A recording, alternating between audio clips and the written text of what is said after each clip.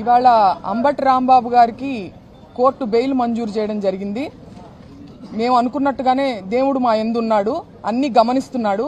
మాకు జరిగినటువంటి అన్యాయాన్ని కూడా ఆయన గమనించాడని నేను అనుకుంటున్నాను.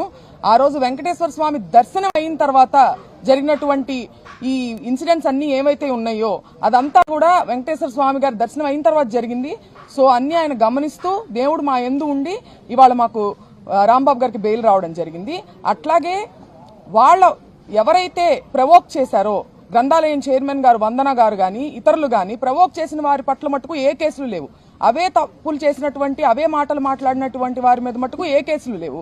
వాళ్ళకి స్టేషన్ బెయిల్ ఇచ్చేసి పంపించేయడం జరిగింది. దాడి చేసిన వాళ్ళు ప్రవోక్ చేస్తే నోరు జారినందుకు ఇతరితర కేసులు పెట్టి ఒక కేసులో బెయిల్ వచ్చినప్పటికీ ఇంకా రిమాండ్ ఎక్స్టెండ్ చేసే ప్రయత్నంలో పీటీ వారెంట్లు వేసి మమ్మల్ని ఇబ్బంది పెట్టే ప్రయత్నం చేసినప్పటికీ ఎవ్వరూ దేవుడికి మించిన వాళ్ళు కాదు.